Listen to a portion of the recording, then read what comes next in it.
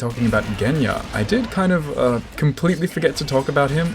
Whoops. When I was going through my original pass of new characters, just realized I hadn't unlocked him and didn't notice. So now I've paid for him because I don't feel like finishing the story mode, and we're going to talk about him.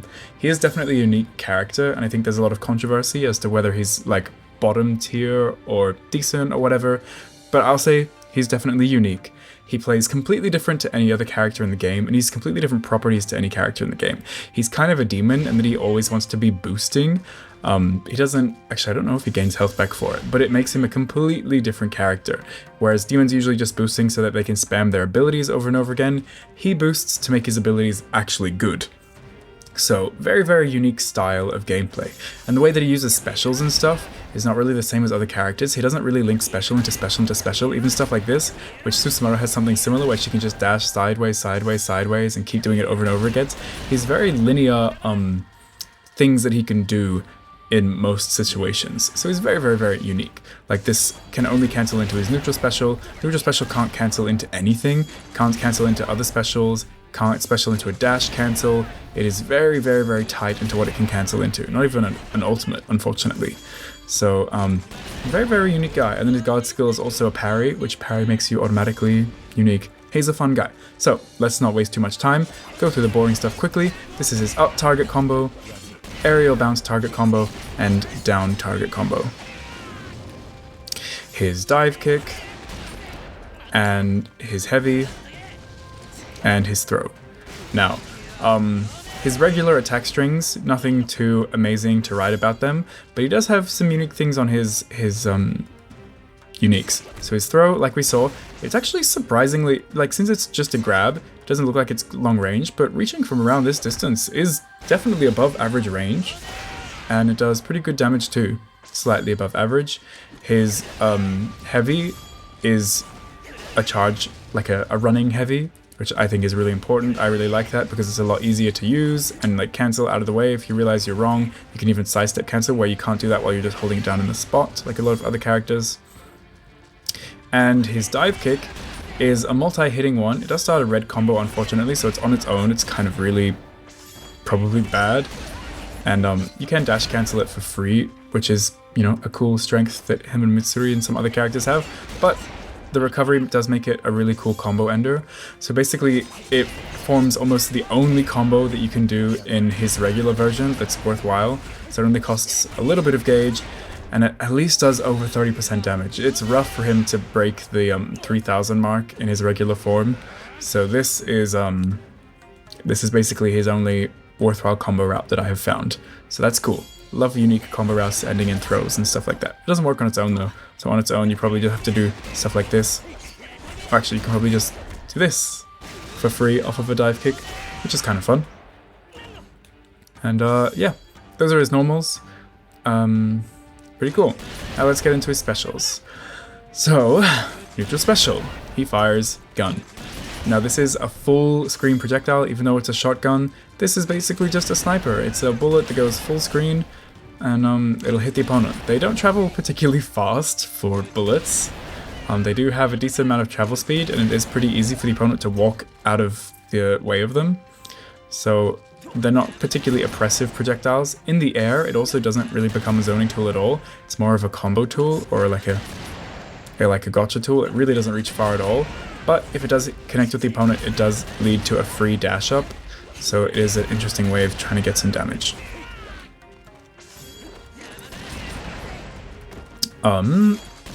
Yeah, that's basically the special. It doesn't lead into anything. It doesn't have anything unique about it. And I think we'll talk about each of the enhanced version of the special moves as we go, just for clarity's sake. So when we're in boost mode, this becomes, you can just press it a lot more times. You can do it 3 times in a row, and as you can see, 26% for a single special move, like a single special gauge, is pretty insane. So even just doing, like if your combo is just a full attack string into one special, that being 30% is kind of insane. And that means that simple combos he gets, like, I don't know, just something simple, launcher, and as long as that would connect, he gets super easy damage.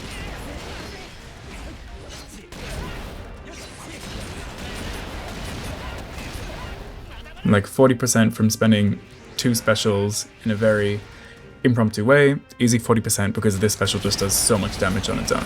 Once again, it doesn't really have much use outside of doing damage and being a projectile. You can't cancel it into anything, you can't cancel it into a super, you can't dash cancel it to keep it safe, so it is still honestly pretty risky to use in neutral because if you miss, it has a lot of recovery, you want to be careful.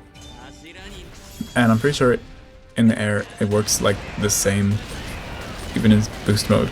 But yeah, lots of damage in boost mode for the grounded version.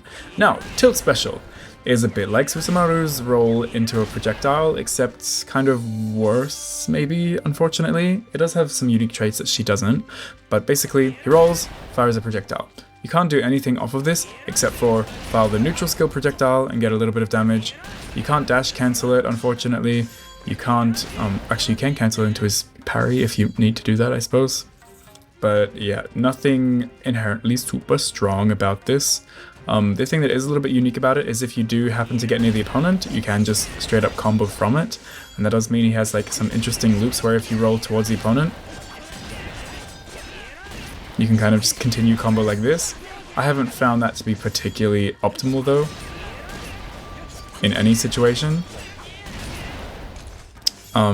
But perhaps there are routes you can use using that I haven't found yet.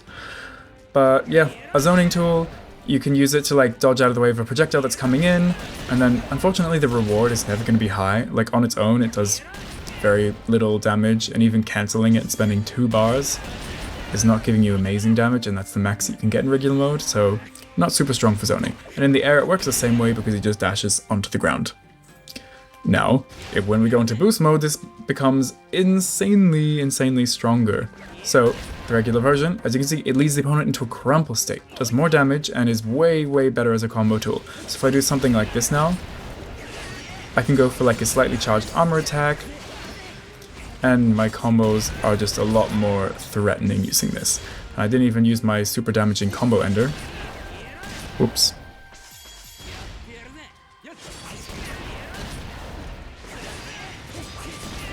Even just something simple like this, some buttons into specials. Okay, I went too long there, but as you can see, it can be used in combos, and you can actually double the roll. So I can just roll 2 times to the side, and then the crumple is even slower, and it does even more damage. And this can kind of lead to like almost like a dandy step, because if I like dash away and then dash back in, I can kind of dodge out of the way of the opponent's attacks really easily with this thing. And of course that means like if I'm far away, I can kind of like roll in and go sideways or roll in, and this does a lot of damage, and the crumple is so slow that if you get a combo from this, you can get a fully charged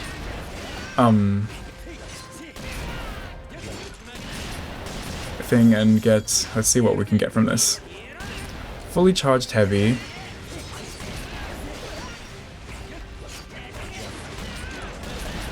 And yeah, that was probably a bit of a waste to go for that special at the end there, but as you can see, you're getting easy 40 or 50%.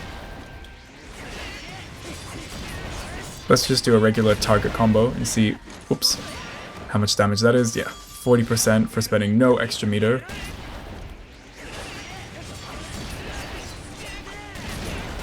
And then doing our damaging special at the end. Yeah, you're getting up to 50% pretty easily. So super strong there, and yeah, you kind of have that dandy step effect. You can go out, you can go in, very easy, very strong. Oh yeah, I'm interested if you can do it more than once in a combo, but you can't.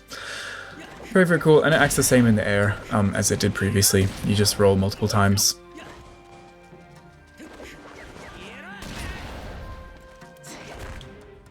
No stress, very strong.